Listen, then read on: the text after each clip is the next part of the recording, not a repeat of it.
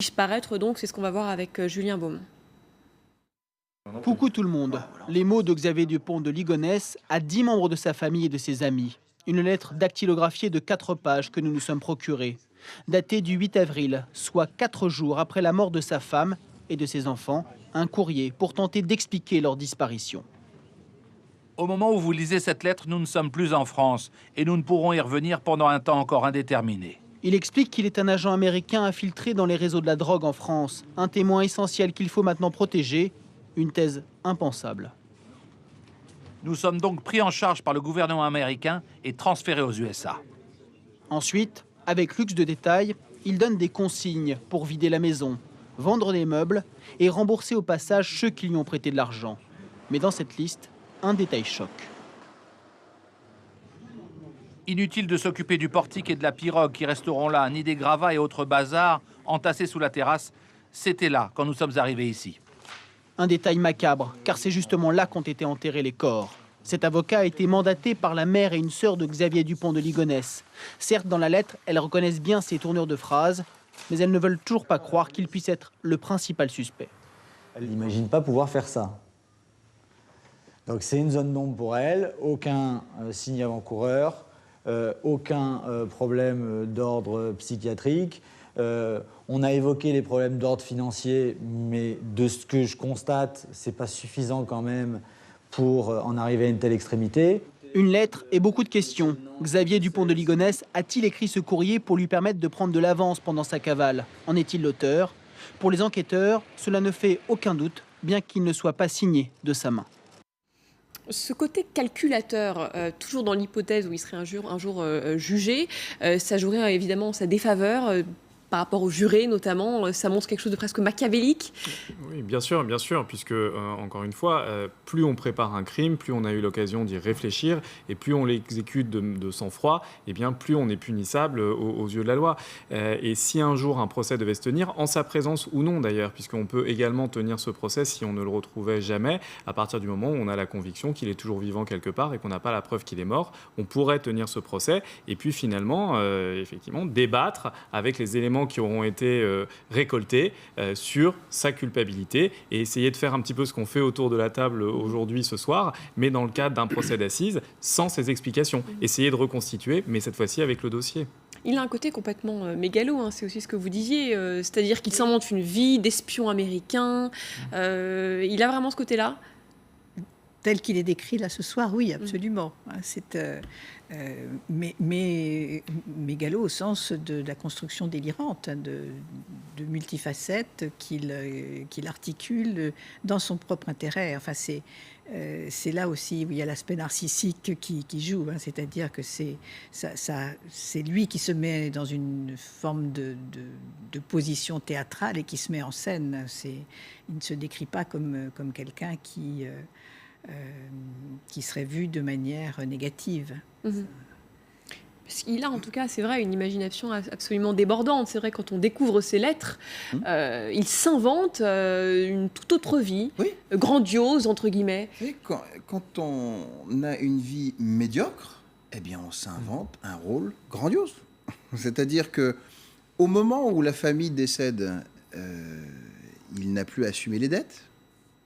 Au moment où la famille décède, les reproches, les critiques, les déceptions de ses enfants ayant pris conscience qu'il était en sale posture tombent aux oubliettes. Lorsque la famille décède, est-ce que c'est lui qui subit ou est-ce que c'est lui qui a décidé, qui contrôle?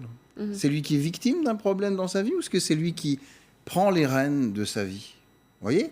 C'est tout ce basculement, effectivement. C'est-à-dire qu'il passe d'un individu en tout cas passable dans la vie, qui a vraiment a eu des grandes difficultés de tous ordres, matériel, spirituel, familial, personnel presque, dans sa personnalité même, dans son identité, à quelqu'un qui au contraire forge par l'acte criminel, scelle, on pourrait dire, hein, comme dans du cire, dans un acte criminel, ce qu'il est. Ah, maintenant, je suis quelqu'un. Maintenant, je n'ai plus de dette. Maintenant, ma famille est à l'abri. Ils n'ont plus à s'inquiéter, ils n'ont plus à pleurer, il n'y aura plus de problème. Et peut-être même que dans l'hypothèse du suicide, je les retrouverai dans l'au-delà. Et là, on sera heureux dans l'au-delà. Mais quel est l'intérêt dans ce cas d'essayer de s'ancrer comme ça dans l'éternel si ensuite c'est pour se tuer, se suicider Non, mais c'est l'envers du Parce que décor. ça, je dis ça parce que c'est vous, vous défendez cette piste-là du suicide. Vous pensez que c'est ce qui s'est passé? Je ne suis pas le seul.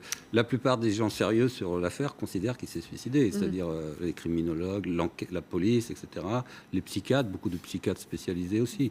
Mais ça, c'est une autre affaire, on pourra en détailler. Mais je veux dire, là, dans ce que vous décrivez, il devient un héros, finalement, quoi. Lui, sans doute a-t-il une vision de lui-même comme un type qui a échoué dans toutes ses affaires professionnelles, échec financier, échec conjugal. Et puis là, aux yeux du monde, il passe pour un héros qui travaillait dans l'ombre, qui se dévouait dans une lutte contre la drogue pour le gouvernement américain. Enfin, bon, et ça, c'est puisé dans l'imaginaire. Enfin, c'est même pas de l'imaginaire, il a puisé ça dans les polars.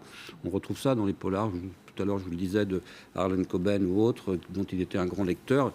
Il utilise ça, c'est des matériaux qu'il utilise pour se forger une espèce d'image qui resterait de lui. On est parti à l'étranger.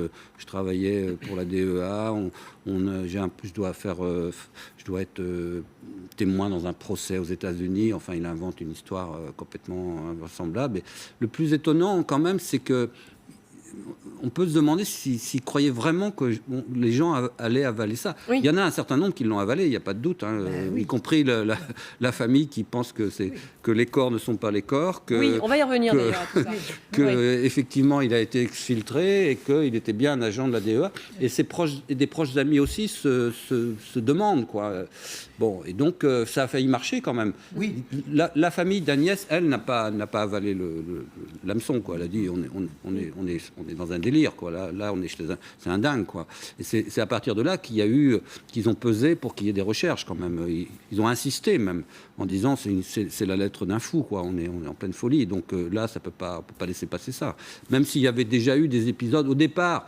Moi, j'ai eu des proches qui étaient aux premières loges, si je puis dire, quand les événements se sont déroulés, enfin avant qu'on en ait connaissance, mais qui ont dit, ils n'ont pas pris au sérieux, ils ont dit tiens, les Ligo ont disparu, comment il y avait déjà des antécédents en 2005, ils s'étaient séparés, etc. Tout le monde a un peu rigolé en disant ça recommence, ils se plantent pour des histoires d'argent, etc. Et puis il y a un des membres de la famille qui a dit non, là il y a quelque chose qui ne va pas, enfin qui a senti, il y a eu un pressentiment, et c'est à partir de là qu'ils ont insisté auprès de la police, qui avait commencé une première recherche puis une deuxième, ils ont insisté pour que ça aille plus loin, parce que la police, elle, en allant sur place, voyait une famille qui était partie précipitamment, telle que décrite dans les lettres. Pour elle, il n'y avait pas de... Le scénario avait été organisé de façon à ce que l'intérieur de la maison laisse penser à ça, une disparition pour raison professionnelle, une disparition hâtive pour raison professionnelle, et la police a dit ça arrive tous les jours, on va pas... Oui, c'est ça. Oui, et dans un premier temps, effectivement, on voit que dans les premières heures, qui sont souvent les heures les plus fatidiques, puisque si l'alerte avait été donnée immédiatement, quelques jours après, il aurait été probablement retrouvé. Et finalement, ce sont ces 10 jours qui vont faire toute la différence, qui vont lui donner cette avance et lui permettre de disparaître, cette fois-ci définitivement. Aujourd'hui, finalement, si on parle tellement de cette affaire, c'est parce que le plan qu'il avait construit a échoué. C'est-à-dire que dans l'idée qu'il avait, il disparaissait de façon, comme vous l'avez dit très précisément, romanesque. Son entourage était prêt à y croire. Et les enquêteurs auraient presque pu y croire aussi parce que, comme on l'a dit tout à l'heure, il n'a pas laissé les murs éclaboussés de sang. Il a caché les corps d'une manière qui aurait pu presque permettre de passer complètement à côté. Donc finalement, aujourd'hui, ce dont on parle, c'est l'échec de ce plan, mais échec qui finalement a été découvert assez tardivement. Si cela avait été fait dans les premières heures, peut-être qu'on l'aurait retrouvé. Les 10 jours qu'il a eu d'avance, eh bien, en fait, c'est 10 jours qui ont fait toute la différence. Vous souhaitez ajouter quelque chose là-dessus ? Je voulais juste rebondir sur ce qu'il dit tout à l'heure sur la croyance. J'ai trouvé très intéressant dans l'affaire aussi qu'il semble avoir subi une croyance pendant 35 ans et il nous lègue une croyance. C'est-à-dire qu'en fait, on est en train d'envisager différentes hypothèses. Exactement. Et on croit plus ou moins dans telle ou telle hypothèse, vous voyez? On a quand même Une espèce l'impression... de parallèle comme ça. Ouais, d'un personnage de roman avec deux facettes. Il a la facette, on va dire, un peu fausse finalement, hein, du bon père de famille qui habite dans un quartier cossu de Nantes, dans une famille bourgeoise, avec qui tout se passe bien avec sa femme, ses enfants, etc. Et puis il a une facette beaucoup plus sombre. On l'a évoqué, quelqu'un criblé de dettes, qui a du mal à s'en sortir. On l'a vu ça, les enquêteurs l'ont compris en épluchant les différents emails qu'il y avait dans sa boîte mail qu'il avait envoyé. On voit ça avec Antoine de Pressigou.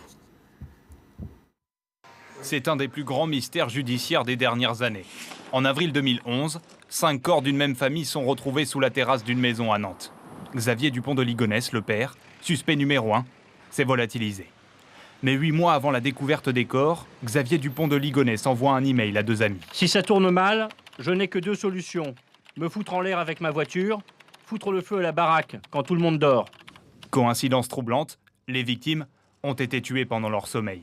Elles ont également été droguées.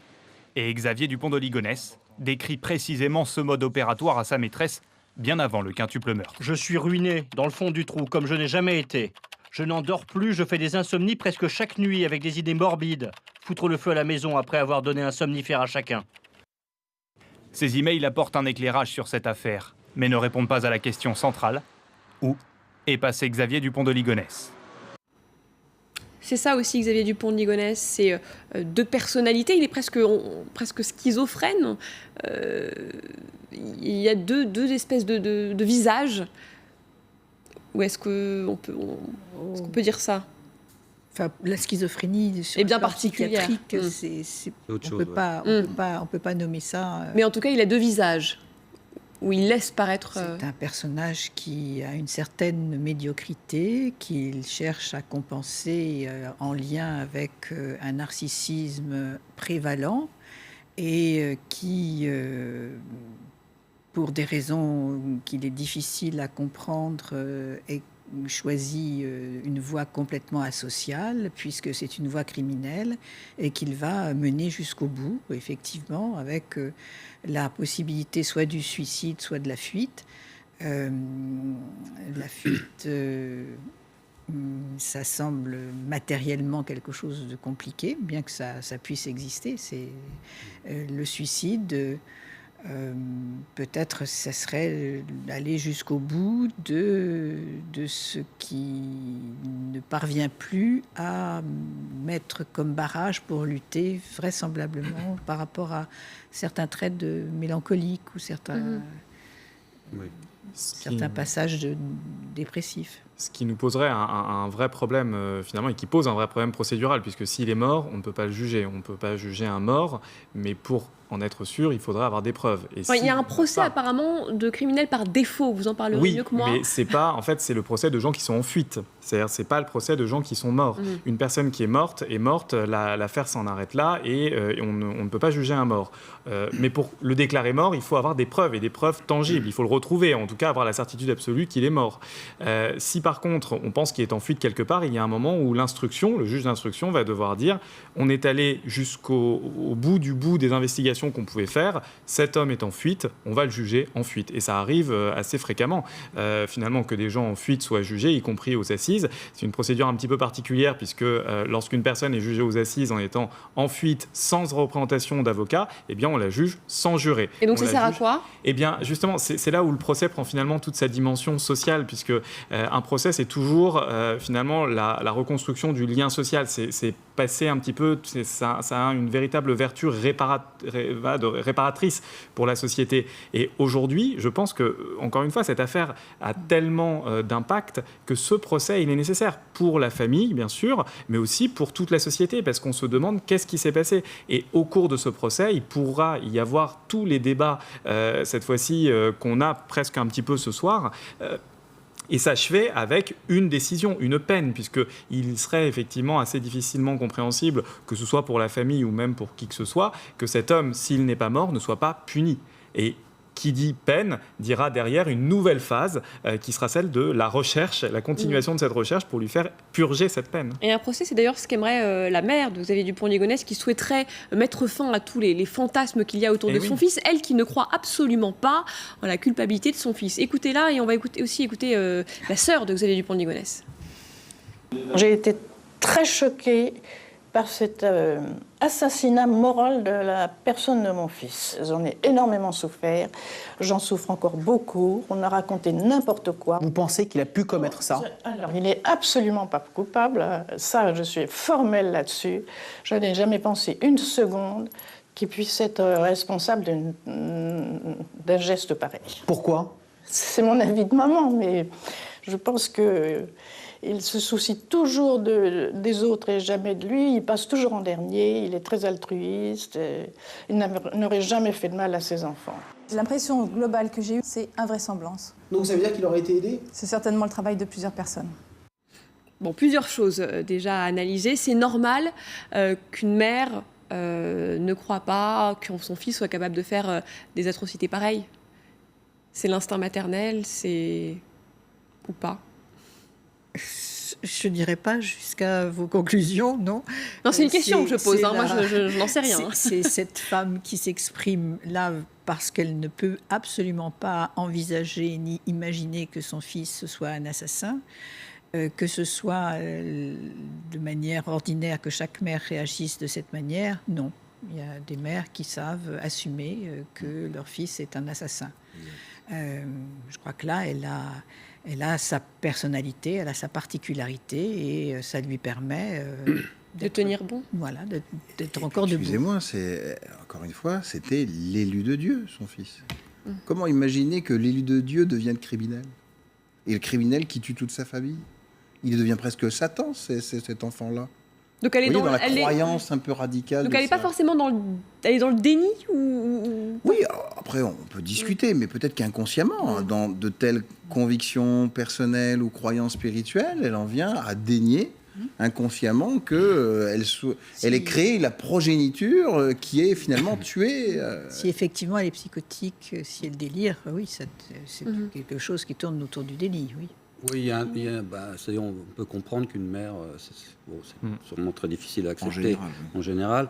Et là, on est devant un déni face à l'évidence des preuves, c'est-à-dire la mère et sa fille, on vient à dire que les corps qui ont été trouvés ne sont pas les corps de la famille. Bon, déjà, première étape, faut déjà... bon. Et ensuite, que l'ADN n'est pas... l'ADN, c'est pas leur ADN, quoi. Alors que, bon... Alors, et puis, troisième élément, qui est l'élément sans doute essentiel à leurs yeux, c'est que, en tout cas aux yeux de la mère, c'est qu'elle a reçu un message du Très-Haut, confirmant... Ah oui, dans la foulée, elle a reçu un message du Très-Haut que je reprends dans le livre, qui confirme que c'est pas eux, quoi. Que les oiseaux se sont envolés du nid. Il était bon, mais malheureusement, il y a qu'un seul oiseau qui s'est envolé du nid. Et les autres, ils sont restés. Donc là, on est devant. Enfin bon, qu'est-ce que vous voulez faire? Quelqu'un qui vous dit que l'ADN c'est pas l'ADN et que les corps sont pas les corps.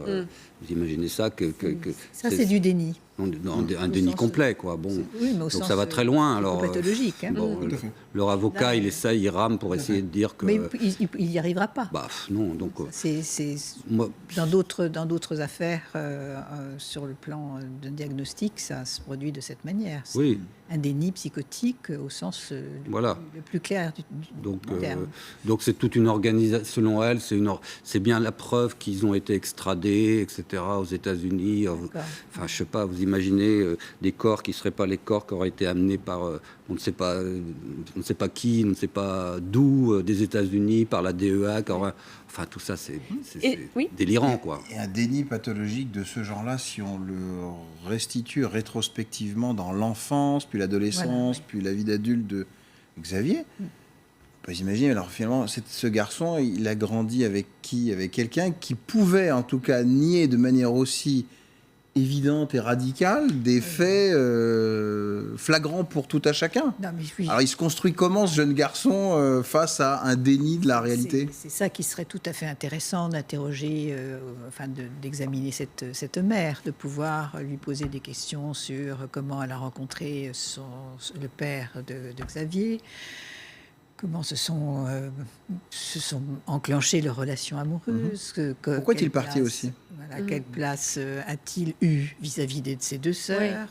Est-ce qu'il y a eu d'autres relations amoureuses ou pas? Enfin, bon, c'est Il y a toute une histoire familiale hein, dans la religion, c'est-à-dire que ça remonte à loin. Elle a eu très tôt comment dirais-je, une sorte de révélation qu'une grande mission l'attendait, etc. Et quel était son lien vis-à-vis de son propre père? Oui, c'était du côté, je crois que c'était sa grand-mère ou sa mère qui était déjà assez illuminée. Enfin, toute la famille était très liée. Le point de départ, c'est là on fait l'histoire, mais c'est évidemment l'Apocalypse de Saint Jean, mais c'est via la Révolution française qui est le signe d'un complot maçonnique et judéo-maçonnique, et puis les annonces de le Vatican II. Ça, c'est très intéressant parce que Vatican II, c'est le signe que Satan s'est emparé de l'Église et que on le trouve dans ses écrits que le pape est un imposteur. Le pape en place est un imposteur. Bon, là on va quand même assez loin, mais il y a aussi c'est le fond de l'affaire. Mais il y a une autre question que je voulais aborder quand même, c'est la sœur quand même qui dit quelque chose d'intéressant aussi, qui dit c'est sûr, ils sont plusieurs. Est-ce qu'il n'y a pas non, vous n'y croyez pas du tout, puisque c'est vrai quand on y pense, 7 ans, il reste introuvable, etc. Est-ce qu'il y a quelqu'un qui le protégeait? C'est une question qui se pose ou pas du tout? Non. Mais là, on est aussi dans un délire collectif. Oui, c'est pareil. Parce qu'il y a une autre sœur aussi. Et donc, elle ne participe pas de la même manière. C'est là où je rejoins tout à fait la question de la structure mentale et de l'organisation transgénérationnelle de cette famille. C'est là où, vraisemblablement, on pourrait avoir des hypothèses de... Lebovici, le professeur Lebovici disait qu'il fallait plusieurs générations pour construire un état psychotique. Enfin, Et ce qui est intéressant, c'est que eux, la mère et la sœur, ont accès au dossier parce que eux sont partie civile. Donc les preuves, elles les connaissent. Et d'ailleurs, elles se sont constituées elles-mêmes partie civile, comme d'ailleurs toute la famille du côté de la mère. Donc ces gens savent ce qu'il y a. Ils ont ils ont les photos, ils ont les tests, ils ont les auditions, ils ont tout ce qu'il faut finalement pour savoir ce qui s'est passé. Et aujourd'hui, ce sont les deux seuls qui restent, qui sont sur cette position-là. Pourquoi il est... C'est-à-dire que le poids du conditionnement.